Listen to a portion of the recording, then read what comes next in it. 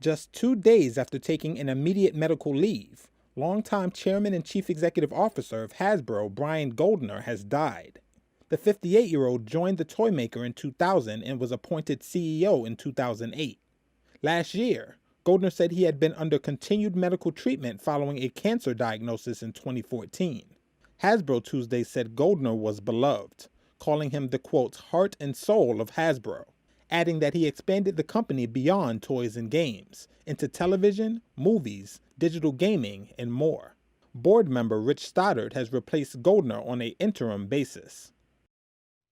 On this vote, the yeas are 219, the nays are 206. The Democratic-controlled U.S. House of Representatives gave final approval by a vote of 219 to 206 on Tuesday to a Senate-passed bill temporarily raising the government's borrowing limit to $28.9 trillion, putting off the risk of a historic default until early December. Democrats, who narrowly control the House, stayed unified, passing the hard-fought $480 billion debt limit increase, getting no support from Republicans, pushing back for now an October 18th deadline when the Treasury Department would no longer have the ability to make debt payments to lenders.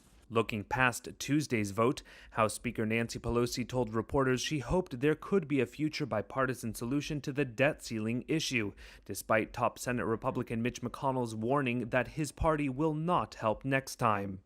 She also repeated that Democrats do not want to use a procedural maneuver called reconciliation to raise the ceiling. That is precisely what Democrats will need to do to get the December hike through the Senate if Republicans try to block them and no other solution is found.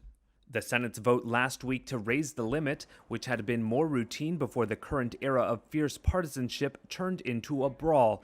In fact, the debt ceiling vote is to cover past spending already approved by Congress, including during Republican Donald Trump's presidency, which ended just 9 months ago. I'm optimistic that these decisions have to be made. Pelosi said she is hopeful that Democrats can work out changes to reduce the cost of their social policy plans in a timely fashion. I'm very disappointed that we're not going with the original $3.5 trillion, which was very transformative. Biden earlier this month suggested $2 trillion for the massive spending plan, after moderate Democratic Senators Joe Manchin and Kyrsten Sinema both said they would not support the measure's $3.5 trillion cost. Meanwhile, Biden's separate bipartisan $1 trillion infrastructure bill is hanging in the balance, as progressives say they won't vote for one without the other. Largely out of public view since a regulatory clampdown on his empire late last year, Chinese billionaire and Alibaba co-founder Jack Ma has recently been spotted meeting with business associates in Hong Kong, two sources tell Reuters. Ma's recent visit to the Asian financial hub was his first in a year, a source revealed. Ma has been keeping a low profile ever since Chinese regulators pulled the plug on what was to be the record-setting $37 billion IPO for his Ant Financial Group, seen by many as a retaliation for a speech he gave last October in which he criticized China's financial regulators. Ever since then, speculation has swirled about his whereabouts as the camera-friendly, outspoken entrepreneur seemingly went underground with just a limited number of public appearances in mainland China. He briefly resurfaced in January, speaking to a group of teachers by video, which eased concerns about his unusual absence from the limelight. Since then, Ma made a rare visit to Alibaba's Hangzhou campus during the firm's annual Ali Day staff and family event in May, according to company sources. In September, Alibaba said it would invest about $15.5 billion by 2025 in support of President Xi Jinping's wealth-sharing initiative known as, quote, Common Prosperity. Xi's government has been on a tear, cracking down on everything from China's fintech companies to the video gaming industry to tutoring services, but it's Jack Ma's Alibaba and its tech rivals that have bore the brunt of the crackdown. Alibaba was fined a record $2.75 billion in April over monopoly violations. Comments from Ma typically go through Alibaba. The company did not immediately respond to requests for comment. Weeks after the body of 22-year-old Gabby Petito was found near a Wyoming campground, one question is answered.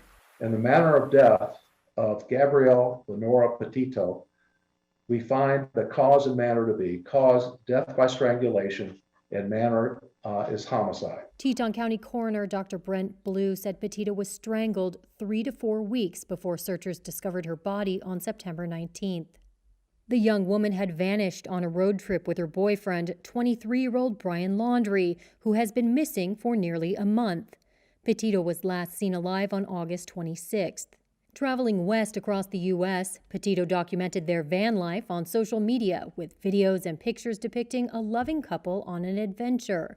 Laundrie returned home to Florida without her on September 1st, driving Petito's white van. Police, search warrant. After Florida police named Laundrie a person of interest in the case, police in Moab, Utah released body cam footage from a traffic stop after a caller reported seeing Laundrie striking Petito.